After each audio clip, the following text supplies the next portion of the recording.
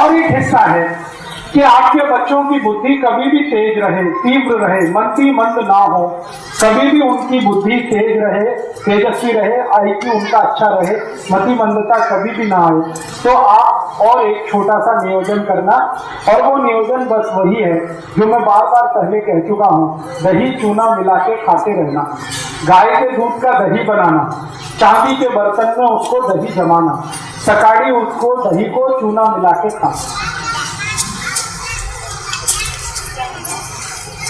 गाय माने देशी गाय। तो मति मंदता नहीं आए, बच्चों में स्वस्थ रहे, तेजस्वी रहे, तपस्वी रहे, सद्भावी हो, सद्विचारी हो, इसके लिए कुछ छोटे छोटे नियोजन। और एक छोटा सा नियोजन,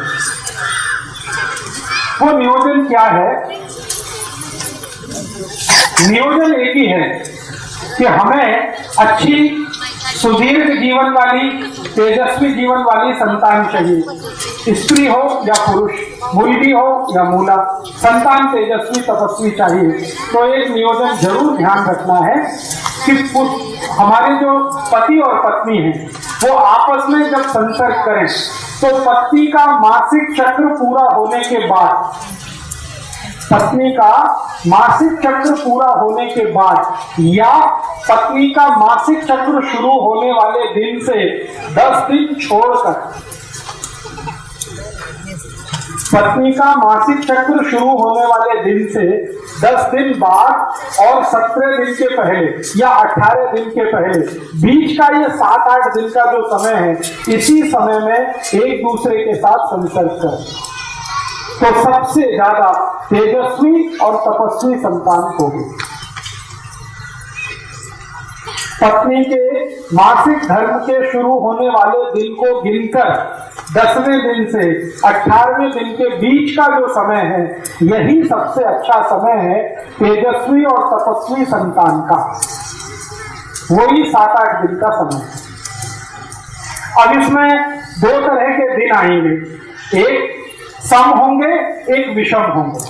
जैसे 10वां दिन सम, 11वां विषम, 12वां सम, 13वां विषम, 14वां सम, 15वां विषम, 16वां सम, 17वां विषम, 18वां सम। तो जो सम दिन है उनमें अगर आप संसर्ग करेंगे तो 99% पुत्र होगा, और विषम वाले दिन में संसर्ग करेंगे तो 99% पुत्री होगी। 1% इसमें अपवाद है और वो कहीं भी होता है। तो अगर आपको नियोजन करना है कैसा, अब व्यसन मुक्त युवक संघ में कुछ कार्यकर्ताओं के पास पुत्री है तो पुत्र चाहिए, तो उनके लिए ये माहिती मैं दे रहा हूं, और जिनके पास पुत्र है उनको पुत्री चाहिए, उनके लिए भी ये माहिती दे रहा हूं। सम दिन में जाएंगे तो पुत्र, विषम दिन में जाएंगे तो पुत्री। और एक और माहिती इसी नियोजन के लिए, आप जानते हैं महीने के 2 पक्ष होते हैं, एक शुक्ल पक्ष और दूसरा, तो जो शुक्ल पक्ष है, इस शुक्ल पक्ष के दिनों में अगर आप संसर्ग के लिए जाते हैं तो 99% आपके बेटे या बेटी का जन्म जो होने वाला है वो बहुत प्रतापी, तेजस्वी, लड़ने वाला, भिड़ने वाला होगा।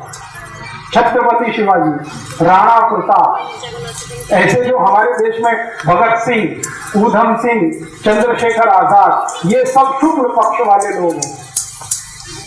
शुक्ल पक्ष आप समझते हैं, जब चंद्रमा लगातार बढ़ता हुआ होता है, और कृष्ण पक्ष उसका उल्टा। कृष्ण पक्ष में जब आप जाएंगे तो अच्छे से अच्छे साहित्यकार, वैज्ञानिक, बहुत बड़े डॉक्टर, इंजीनियर, चार्टेड अकाउंटेंट, ऐसे बच्चों का जन्म होगा।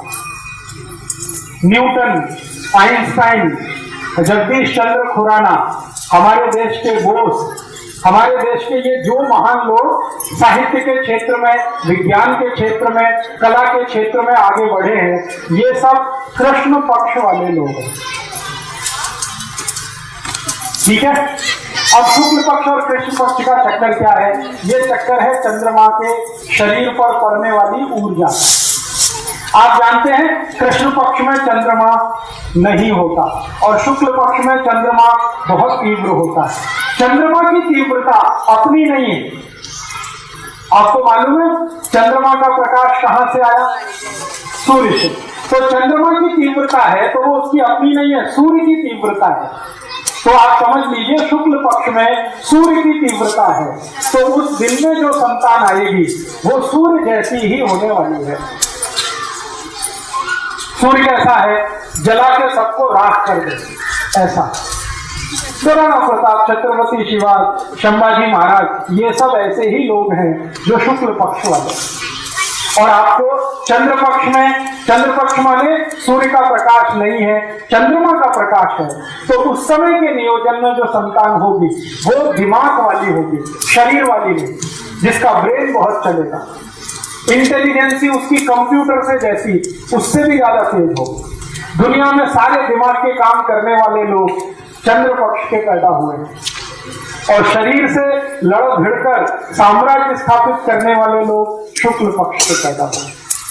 तो नियोजन आपको करना है, माहिती मैं दे रहा हूं। तो आप तय करिए आपके जीवन में क्या चाहिए। अब एक संतान आपके पास है, मान लो शुक्ल पक्ष वाली, तो एक चंद्र पक्ष वाली जरूर करना, क्योंकि दुनिया में दोनों की जरूरत है। खाली लड़ने भिड़ने वाला ही नहीं चाहिए, विज्ञान की खोज करने वाला भी चाहिए, क्योंकि दोनों से जीवन चलता है। शत्रु से रक्षा करने के लिए है और देश को आगे बढ़ाने के लिए भी है। तो एक संतान शुक्ल पक्ष की, एक चंद्र पक्ष की, ऐसा नियोजन करिए। एक संतान सम तारीख वाली, दूसरी विषम तारीख वाली, ऐसा नियोजन करिए। और बाकी के शुरू के नियम जितने मैंने बताए हैं वो सबको एक साथ पालन करना।